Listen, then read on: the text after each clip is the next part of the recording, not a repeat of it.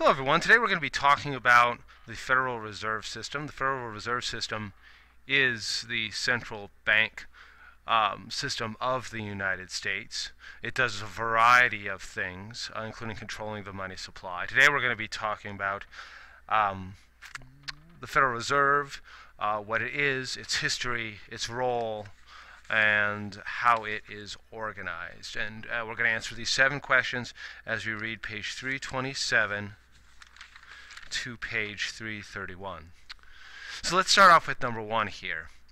In order to understand why the Federal Reserve was created, we need to understand the banking system previous to the creation of the Federal Reserve. And previous to the creation of the Federal Reserve, you had what's called a system of pyramided reserves, where what happens is people would deposit their money at small local banks, and these banks would deposit their money at larger city banks, and these larger city banks would deposit their money in the largest commercial banks in the nation's financial centers, like New York, San Francisco, and so forth. And the system worked pretty darn well until the Panic of 1907 struck, in which people started getting really scared and they wanted to get their money.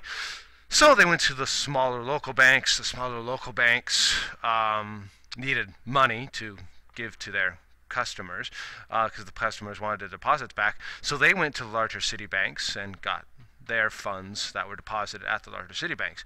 And the larger city banks said, okay, well, we need money to pay off these smaller local banks. So they went to these largest city banks in those the largest commercial banks in the financial centers, and so they got their money. And then these largest commercial banks, however, they needed to get some money. And the problem that existed is there was no bank that they could go to. There was no lender of last resort that they could borrow money from to pay the larger city banks that needed funds. And so because of that, you had a crisis. The United States had a crisis on its hands, and ultimately J.P. Morgan ended up bailing out the banking system on its own. And so what ended up happening is Congress saw this Panic of 1907, and they said, you know what, this is a problem. It is a problem that we do not have a lender of last resort. We do not have a central bank that if there is some kind of emergency and the largest banks need emergency money, we don't have at this point a central bank that they can go to. So the Congress decided to create the Federal Reserve System. So this goes on to number 2.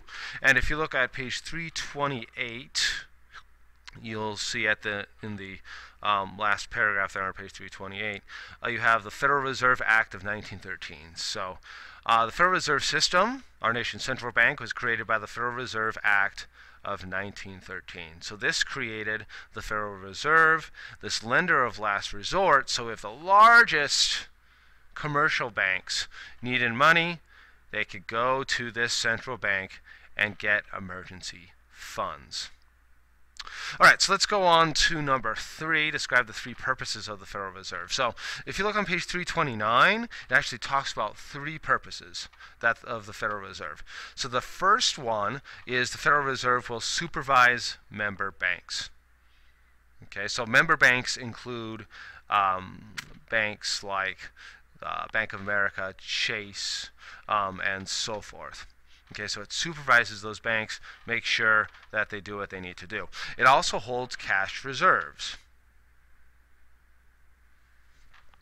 And then finally, it moves money in and out of circulation, and that is called monetary policy. Okay, the Federal Reserve will control the money supply of the United States, and we're going to go into a lot more detail about that at a later date. So we're at, if you turn to page 330 right now, and so if you look on page 330 in figure 14.2, you can see the answer to number 4 in figure 14.2. You can see that there are 12 Federal Reserve districts, and each district has a Federal Reserve Bank. So the closest, in being in California, we are in District 12, so our closest Federal Reserve Bank is in San Francisco. If you visit the San Francisco Fed, they'll actually give you a whole bunch of money, and the only problem is it's shred into a zillion pieces. So they actually shred money at the Fed, and they will give you that shredded money. I guess if you're really, really patient, maybe you can tape it back together, but I don't know about that. So I'll give you a little time here. Go ahead and take down the 12 Federal Reserve Bank cities there. And you also have the Board of Governors, the Federal Reserve Board of Governors in Washington, D.C. Okay, so I'll allow you to take those down there. You might want to pause the video for a second here. And we'll go ahead and move on to number 5. All right, so if we're still on page 330 here, it talks about the different characteristics of the Federal Reserve. Okay, the U.S. Federal Reserve has several features that distinguish it from central banks in other nations. And so we're going to talk about that for number 5. You can see them on the bullet points on page 330. There is a lack of a single central bank. Remember, the Federal Reserve is a system of banks. Okay, other nations often have a single central bank. They don't have a system of banks. You have ownership and control by the member banks. Okay, the Bank of Americas, the Chases, they own the Federal Reserve. And then finally, you have optional membership for the Fed in some banks, particularly state chartered banks do not necessarily need to be a part of the Federal Reserve. All right, so moving on to number 6 here. Why does the Fed operate with a high degree of independence from political authorities? And that really goes back to the second bullet point on page 330, where it says ownership and control by member banks. It is member banks like the Bank of Americas and the Chases that own the Federal Reserve.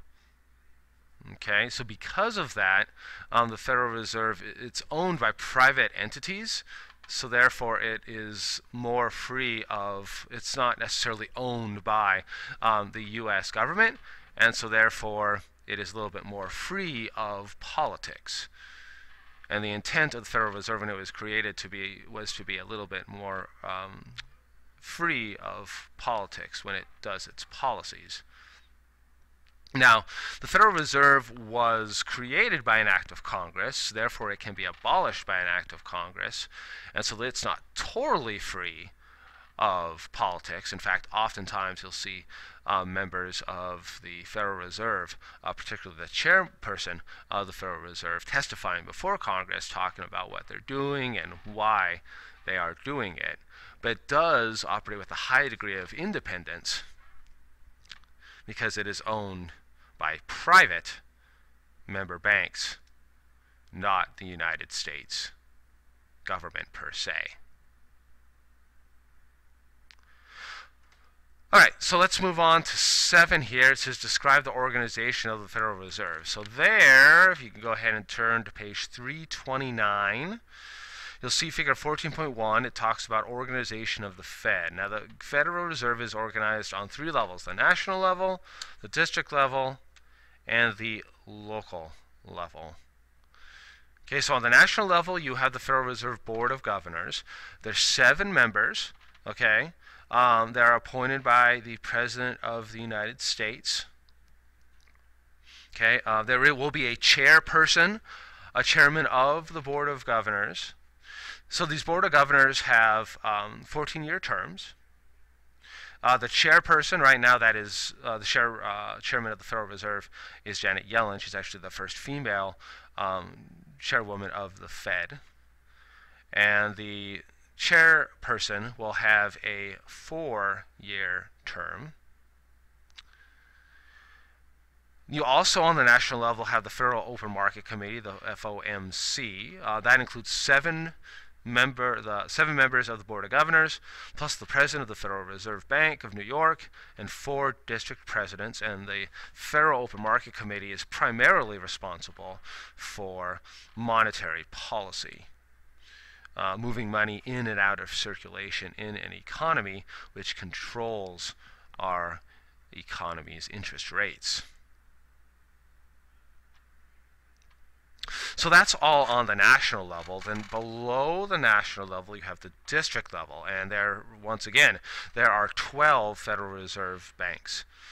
Okay? And then there are 25 branch offices as well at the district level. And then below that, at the local level, you have your member banks. Okay? Your Bank of America's, your Chases, etc. There's about, at least when the time of this book was written, about 2,750 national member banks, 1,000 state member banks, and that's all going on at the local level.